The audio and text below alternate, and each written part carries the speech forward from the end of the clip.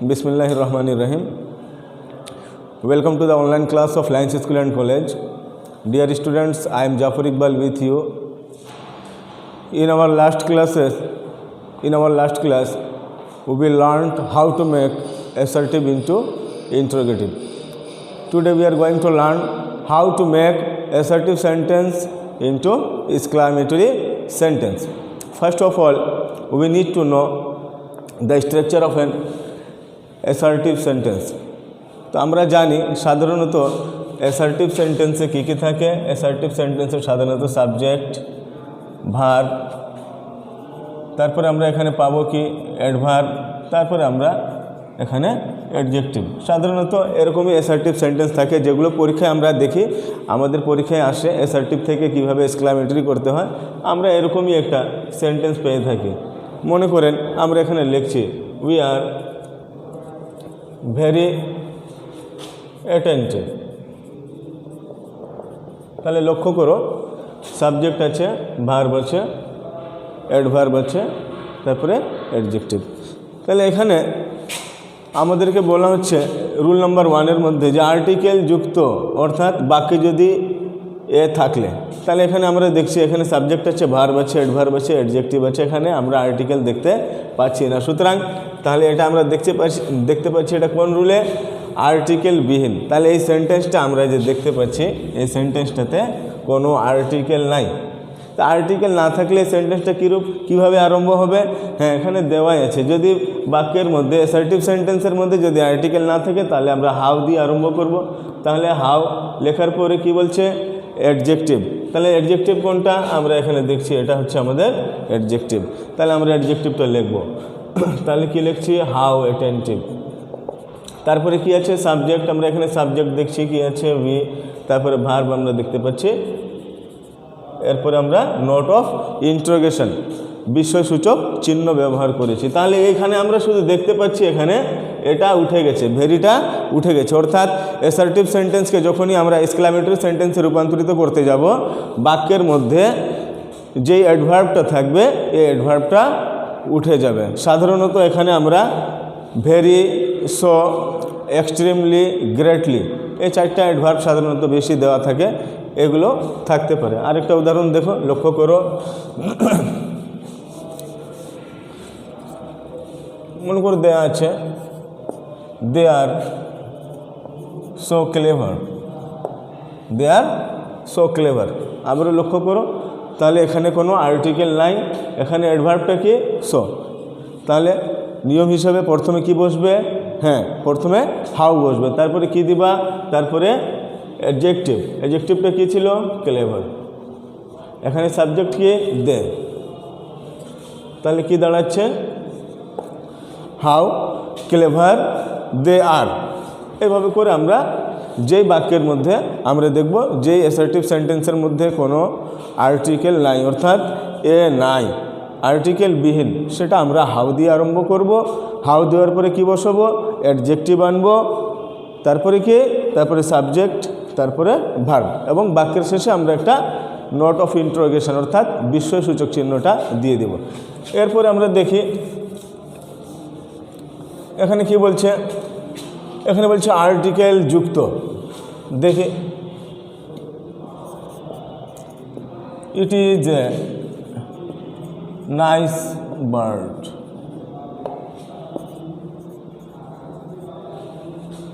তাহলে এখানে লক্ষ্য করো, it is a very nice bird. এখানে আমরা দেখতে পাচ্ছি এর মধ্যে আর্টিকেল আছে। তো আর্টিকেল থাকলে আমরা কি দিয়ে আরম্ভ করব? What a.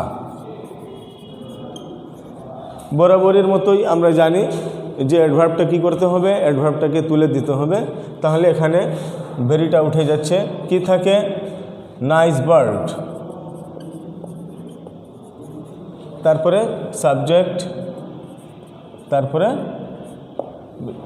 তাহলে এখানে দেখো কি বলা হয়েছিল নিয়মের মধ্যে, যদি আর্টিকেল যুক্ত যদি কোনো বাক্য থাকে তাহলে এক্সক্লামেটরি করার সময় কী করতে হবে? প্রথমে হোয়াট আ লিখতে হবে। ঠিক আছে, আমরা হোয়াট আ লিখেছি। তারপরে অ্যাডজেক্টিভ প্লাস নাউন, এখানে আমরা দেখতে পাচ্ছি নাইস অ্যাডজেক্টিভ, বার্ড নাউন। তারপরে আমরা এখানে দেখছি সাবজেক্ট প্লাস ভার্ব, সাবজেক্ট ছিল ইট, ভার্ব হচ্ছে ইজ। তাহলে ইট is a very nice bird, that means what a nice bird it is. তাহলে আমরা এই দুটা নিয়ম এভাবে করে করতে পারি। এরপরে লক্ষ্য করো রুল নাম্বার 3-তে, রুল নাম্বার 3-তে বলা হচ্ছে যে সাবজেক্টের পরে যদি উইশ থাকে তাহলে এক্সক্লামেটরি করার সময় কিভাবে করব, ইফ দিয়ে কিংবা উড দ্যাট দিয়ে। তাহলে উদাহরণটা দেখি।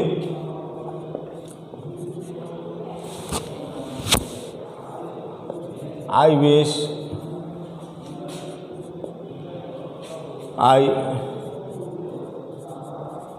landed on the moon।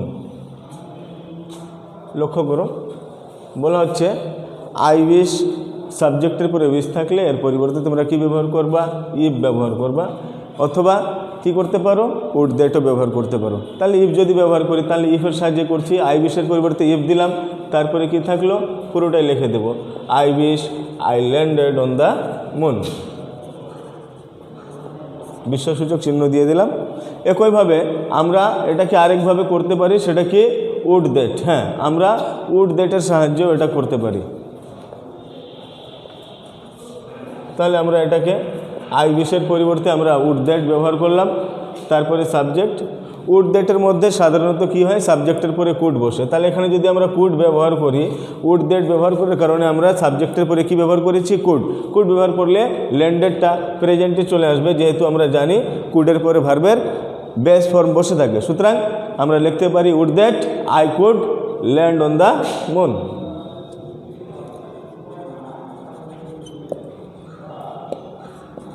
তাহলে আমরা দুইভাবে এটাকে এক্সক্লামেটরি করতে পারি, আর অন্যান্যভাবে করা যায়। তাহলে সাধারণত সাবজেক্টের পরে যখন আমরা উইশ দেখব তখন আমরা সেখানে ইফ ব্যবহার করার চেষ্টা করব, নতুবা আমরা উড দ্যাট ব্যবহার করব। উড দ্যাটের ক্ষেত্রে মনে রাখতে হবে সাবজেক্টের পরে আমরা কুড ব্যবহার করে থাকি। তবে আরেকটা উদাহরণ দেখো, I wish I were a bird দেওয়া আছে, আমার ইচ্ছে হয় আমি যদি পাখি হতাম। তাহলে আই উইশের পরিবর্তে এক্সক্লামেটরি করার সময় কী করব, ইফ করব, গুড। তারপরে বাকি অংশটা লিখে দেবো আই ওয়্যার এ বার্ড। আর যদি উড দ্যাট ব্যবহার করি তাহলে কি করব, আই উইশের পরিবর্তে উড দ্যাট, তারপরে সাবজেক্ট, যেহেতু এখানে ভার্বটা হচ্ছে বি ভার্ব, তাহলে আমরা এখানে কুডের পরে একটা বি ব্যবহার করতে পারি। তাহলে কি হচ্ছে, I wish I could be a bird, কিংবা আমরা উড দ্যাট আই ওয়্যার এ বার্ডও লিখতে পারি। তবে ভালো হচ্ছে উড দ্যাটের পরে যখনই আমরা উড দ্যাট ব্যবহার করব তখন সাবজেক্টের পরে আমরা কুড সাহায্যকারী ভার্ব হিসাবে আনব, এবং তারপরে যেই ক্রিয়াটা থাকবে সেটা বেস ফর্মে চলে আসবে। এইভাবে করে আমরা এই ধরনের অ্যাসার্টিভ সেন্টেন্স যার মধ্যে সাবজেক্টের পরে উইশ থাকে, এই ধরনের বাক্যকে আমরা এক্সক্লামেটরি করতে পারি।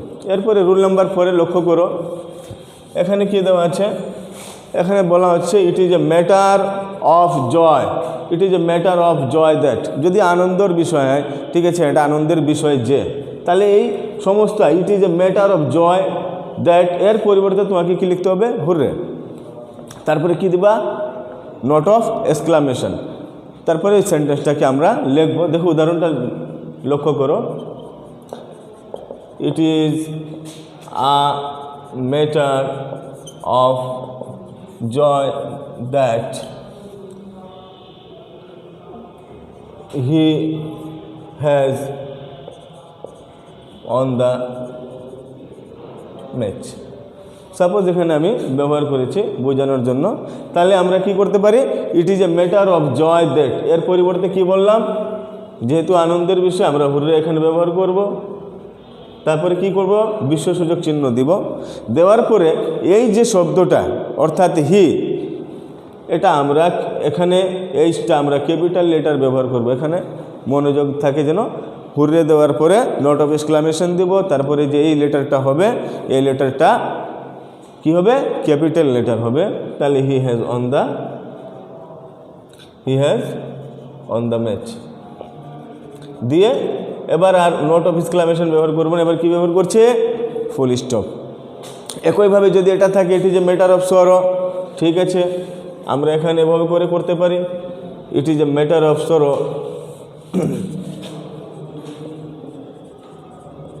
It is a matter of sorrow that he has lost his father. তাহলে কি করব? এই হুরের জায়গায় যেহেতু এখন এটা দুঃখের বিষয়, আমরা এলাজ ব্যবহার করব। এলাজ হি হ্যাজ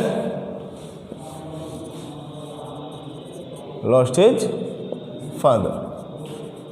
তারপরে আবার ফুল স্টপ দিয়েছি, লক্ষ্য করবে। একইভাবে যদি লজ্জার বিষয় হয়, ইট is a matter of same, এটা লজ্জার বিষয় যে, ঠিক আছে, তখন আমরা লজ্জার বিষয়ের ক্ষেত্রে আমরা বলছি কী ব্যবহার করব? আমরা ফাইভ ব্যবহার করব, তারপরে যে সেন্টেন্সটা থাকবে সেটা দিয়ে ফুল স্টপ দিয়ে দেব। এখানে এতটুকু জানলে তোমরা পরীক্ষায় যে কোনো অ্যাসার্টিভকে এক্সক্লামেটরি করতে পারবে। আবারও আমি রিপিট করছি, যদি অ্যাসার্টিভ সেন্টেন্সের মধ্যে আর্টিকেল পাও তাহলে এক্সক্লামেটরি কী দিয়ে আরম্ভ হবে? হোয়াট দিয়ে আরম্ভ হবে। আর যদি আর্টিকেল না থাকে তাহলে হাউ দিয়ে আরম্ভ হবে। সবসময় মনে রাখবা, যখন আমরা হাউ বসাবো, হাউয়ের পরে কি করি আমরা? যদি অ্যাডভার্ব থাকে, কি কি অ্যাডভার্বের কথা বলছিলাম? আমি বলছিলাম যে এই ধরনের অ্যাডভার্বগুলো উঠে যায়, বেসিক্যালি সো, ভেরি, এক্সট্রিমলি, এগুলো গ্রেটলি বলা হচ্ছে, এগুলো থাকলে কি হবে? এগুলো তুলে দিতে হয়। মনে করো he is extremely poor, he is extremely poor, তাহলে আমাকে লিখতে হবে হাউ পুয়ার হি ইজ, এক্সট্রিমলিটা উঠে যাবে। He is very clever, how clever he is. তাহলে যখনই আমরা দেখব কোনো বাক্যের মধ্যে আর্টিকেল নাই, তখন হাউ দিয়ে আরম্ভ করবো। আর যদি দেখি আর্টিকেল আছে তাহলে হোয়াট দিয়ে আরম্ভ করব। অনেক সময় দেওয়া থাকে যে ইট is a very excellent picture, তাহলে আমি যদি এটাকে লিখি ইট is a very excellent picture দিলাম, তাহলে স্বভাবতই কী বলছে? এটা দেখলেই তোমাকে কি করতে হবে? হোয়াট বসাতে হবে। ঠিক আছে, হোয়াট বসিয়েছ, ভেরি তো উঠে যায়, সুতরাং ভেরি আর প্রয়োজন নেই। তাহলে কি থাকলো? হোয়াটের পরে আমি কি বলছিলাম? এ, এখন এ লিখেছি, তা এই এর সাথে কি এক্সিলেন্টের কি মিল হচ্ছে? এক্সিলেন্টটা আমরা দেখছি ভাওয়েল দিয়ে আরম্ভ হচ্ছে, সুতরাং এটা অটোমেটিক্যালি কি হবে? এন হয়ে যাবে। অর্থাৎ এই আর্টিকেলটা এই শব্দটার উপরে ডিপেন্ড করছে। এই শব্দটা যদি আর্টিকেল দিয়ে, ভাওয়েল দিয়ে যদি আরম্ভ হয়, তাহলে তোমার আর্টিকেলে আ না দিয়ে তোমাকে এখানে এন ব্যবহার করতে হবে। তাহলে হোয়াট অ্যান এক্সিলেন্ট কী করব? পিকচার, তারপরে ইট। আশা করি বুঝতে পেরেছ। এর বাইরে নাই, এগুলোই পরীক্ষার মধ্যে আসে স্বভাবতই, এই দুটোই বেশি এসে থাকে। তারপরেও দেওয়া আছে যদি সাবজেক্টের পরে বিষ থাকে, দুটা নিয়ম দেওয়া আছে, ইফ দিয়েও করতে পারো, উড দ্যাট দিয়েও করতে পারো। আর যদি কোনো তোমরা দেখো পরীক্ষায়, যেগুলো তো সবগুলো সিম্পল সেন্টেন্স আছে, ঠিক আছে, এখানে দুটো সিম্পল সেন্টেন্স দেখছো, ঠিক আছে। আর যদি কমপ্লেক্স হয়, যেমন এখানে আছে, এটা কমপ্লেক্স সেন্টেন্স, বিশেষ করে রুল নাম্বার 4, এটা কমপ্লেক্স সেন্টেন্স। এগুলোর ক্ষেত্রে তোমরা কী করবা? এবার হুররে, এলাজ বা ফাই ব্যবহার করবে। এবং এই লেটারটা, যেটাকে আমি বলছিলাম নোট অফ এক্সক্লামেশনের পরে যে শব্দটা আমরা ব্যবহার করব, তার ফার্স্ট লেটার অবশ্যই যেন ক্যাপিটাল লেটার হয়। প্র্যাকটিস করলে ইনশাল্লাহ পারবে। আজকে এখানেই শেষ করছি। যদি তোমাদের কোনো সমস্যা থাকে তাহলে কমেন্টস করে জানাবে। Wish you good lakh.